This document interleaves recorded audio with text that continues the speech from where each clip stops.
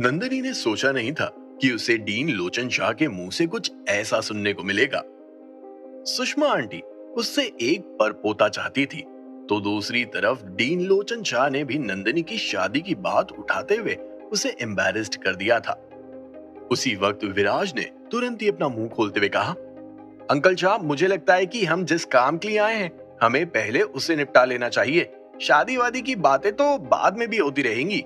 विराज के मुंह से निकले इन शब्दों को सुनकर नंदनी के मन से शादी और बच्चे का ख्याल तुरंत ही निकल गया था और वो काम के मूड में घुस गई थी। जब विराज ने देखा कि नंदनी सीरियस हो गई है, तो विराज ने नंदनी को उस इंसिडेंट के बारे में बताया जो उसने अपोलो हॉस्पिटल में उन बूढ़े अंकल के साथ होते हुए देखा था।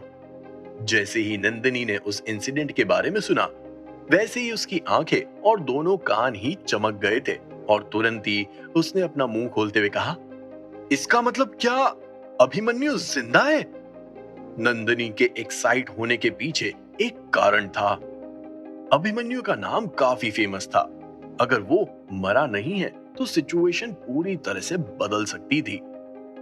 लेकिन अगर वो मर गया है और भले ही उसके मरने के पीछे कोई भी कारण हो, रेपुटेशन तो होटल द व्रीसा की वैसे ही खराब होनी थी और साथ ही साथ कंपनी के शेयर के प्राइस पर असर पड़ना भी तय था।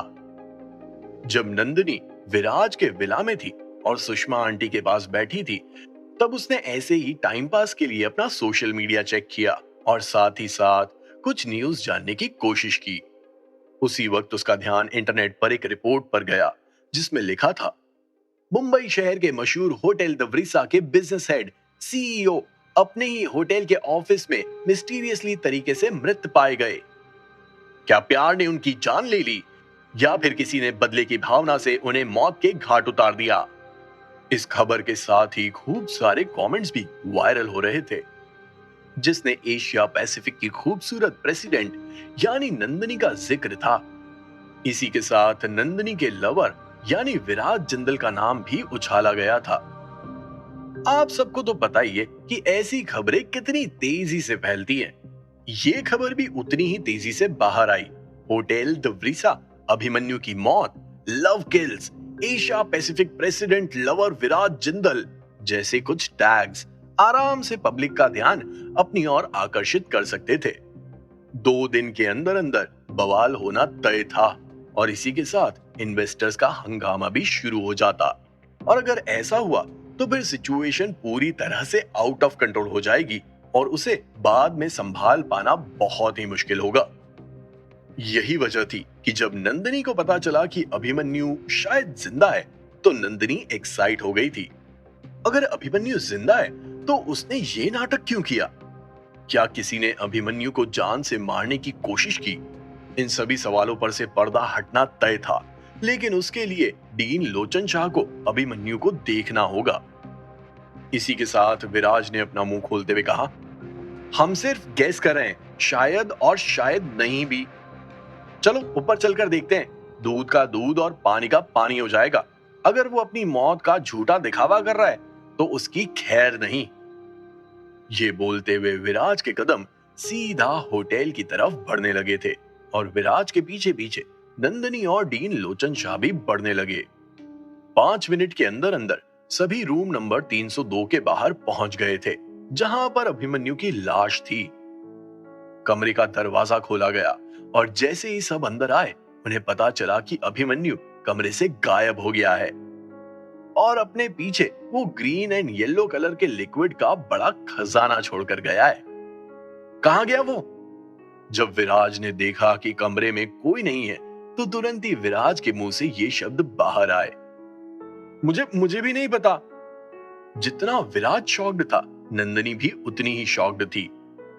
डीन लोचन शाह के कदम उस ग्रीन एंड येलो लिक्विड के भंडारे की तरफ बढ़ने लगे थे। डीन लोचन शाह को गंदगी से कोई दिक्कत नहीं थी। उन्होंने अपनी उंगली उस लिक्विड में डाली और उसे सूंघने लगे थे। ये देखकर तुरंत ही विराज ने अपना मुंह खोलते हुए कहा, अंकल शाह, ये आप क्या कर रहे हैं? विराज का सवाल सुनकर डीन लोचन शाह ने अपना सर हिलाते हुए कहा, ये लिक्विड यहाँ पर काफी समय से पड़ा है, बिल्कुल वैसा ही। लेकिन टू बी स्पेसिफिक होने के लिए मुझे उस इंसान को देखना ही पड़ेगा, जिससे मैं डिसाइड कर पाऊंगा कि आखिर माजरा क्या है। कहाँ है वो, पूछो किसी से। विराज ने नंदिनी से अर्ज किया कि वो अभिमन्यु के बारे में जल्दी से जल्दी पता लगाए। उसी वक्त एक आदमी भागते हुए आया और उसने नंदिनी से कहा, नंदिनी मैडम, आपके कहने पर मैंने अभिमन्यु सर की बॉडी की ऑटोप्सी करने के लिए भेज दिया है। वो आदमी और कोई नहीं बल्कि नंदिनी का बॉडीगार्ड सुमित था। जैसे ही नंदिनी ने सुमित के मुंह से ये शब्द सुने, वैसे ही नंदिनी के चेहरे की हवाइयां उड़ गई थी। क्या, कब, कैसे? ये सच है कि नंदिनी ने अभिमन्यु की बॉडी की ऑटोप्सी करने के लिए कहा था, लेकिन डॉक्टर्स ने नंदिनी से कहा था कि वो कल सुबह अपनी टीम भेजेंगे। लेकिन क्या डॉक्टर ने अपनी टीम इतनी जल्दी भेज दी? नंदिनी पूरी तरह से कंफ्यूज्ड नजर आ रही थी। जी मैडम, आज दोपहर में 2 डॉक्टर आए थे। उन्होंने कहा कि आपने अभिमन्यु सर की बॉडी की ऑटोप्सी के लिए बोला है। वो काफी एंग्शियस थे, तो मैंने भी ज्यादा कुछ नहीं पूछा। जैसे ही सुमित ने बोलना खत्म किया, वैसे ही विराज को समझ आया कि जरूर कुछ तो गड़बड़ है, और तुरंत ही उसने अपना मुंह खोलते हुए कहा, वो कौन से हॉस्पिटल से आए थे, कोई आइडिया है? कंफर्म तो नहीं कह सकता, लेकिन शायद अपोलो हॉस्पिटल। विराज और बाकी सभी के लिए इतना सुनना काफी था। किसी ने भी आगे सुनने का इंतजार नहीं किया और तुरंत ही विराज, डीन लोचन शाह और नंदिनी अपोलो हॉस्पिटल के लिए रवाना हो गए थे। इसी के साथ डीन लोचन शाह ने हॉस्पिटल के ऑटोप्सी डिपार्टमेंट में कॉल किया, लेकिन किसी ने भी उनका कॉल नहीं उठाया था।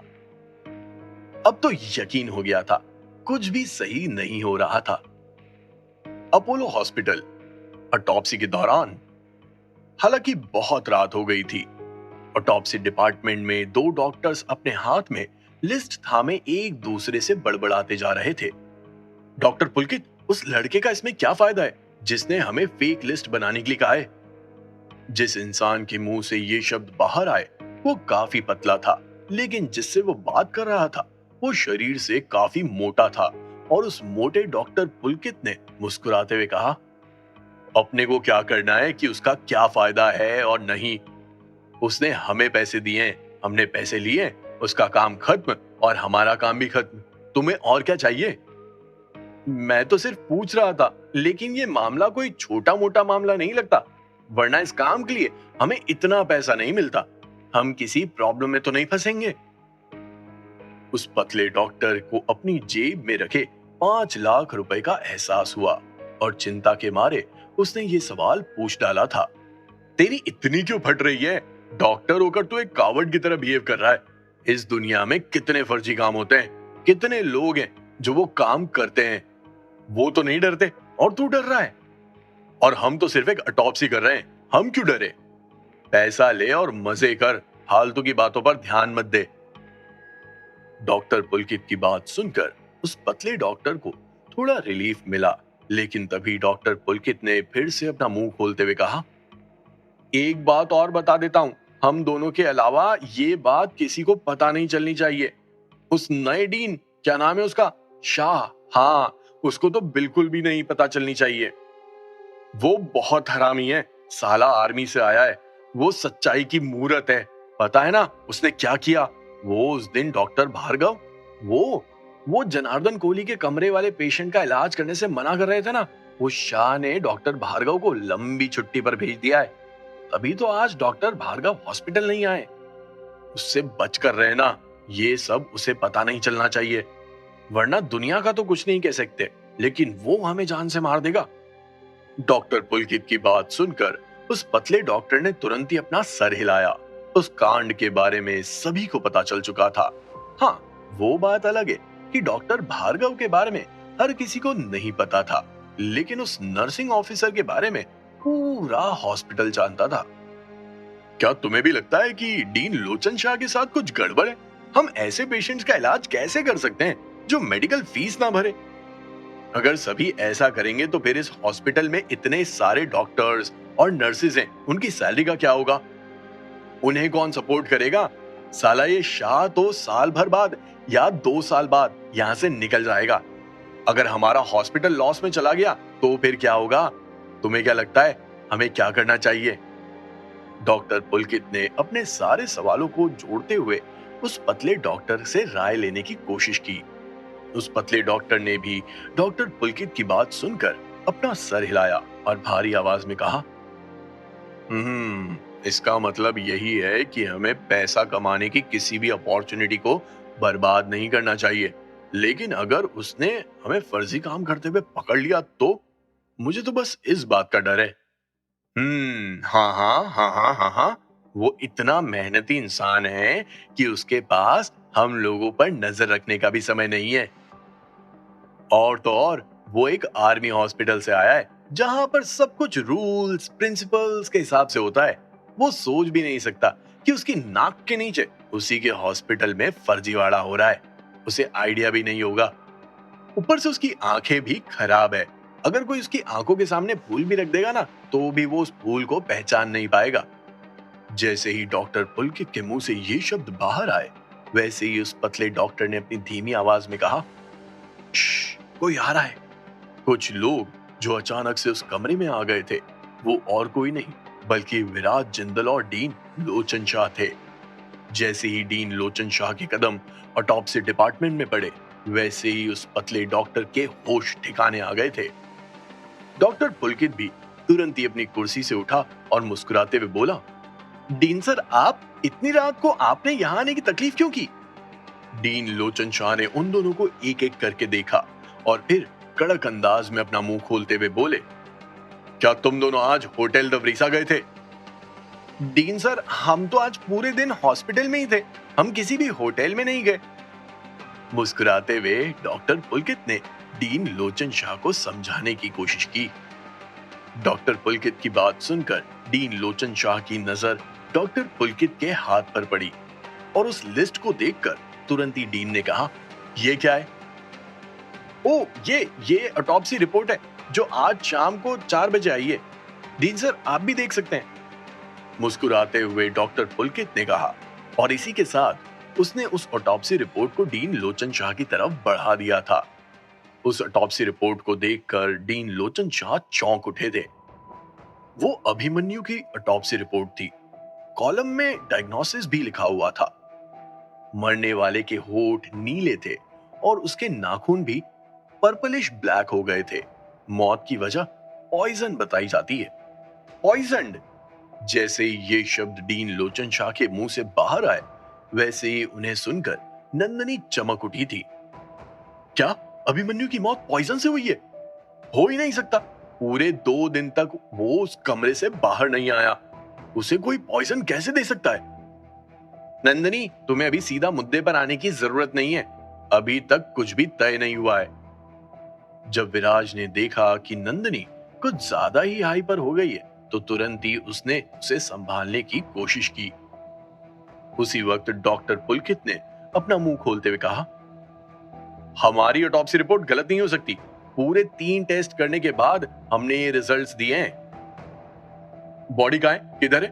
तुम फिर से टेस्ट करो, मैं अपनी आंखों से देखना चाहता हूं। जैसे ही डीन लोचन शाह के मुंह से ये शब्द बाहर आए, वैसे ही उस पतले डॉक्टर के चेहरे पर नर्वसनेस साफ दिखने लगी थी।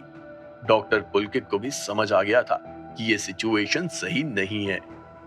अगर डीन ने उन्हें पकड़ लिया तो उनकी लंका लग जाएगी। डॉक्टर पुलकित अब क्या करने वाला था? क्या उसके दिमाग में कोई प्लान बी था? किन बहानों के साथ डॉक्टर पुलकित डीन लोचन शाह से पीछा छुड़वाने की कोशिश करेगा? क्या डॉक्टर पुलकित अपने मिशन में कामयाब हो पाएगा या फिर डीन लोचन शाह आज मोटू और पतलू दोनों की क्लास लगा देंगे? क्या अभिमन्यु की मौत की गुत्थी सुलझेगी या फिर मोटू पतलू की बातें सुनकर इस कांड में और भी जबरदस्त मोड़ आ जाएगा? जानने के लिए सुनिए cash on my mind, only on pocket FM.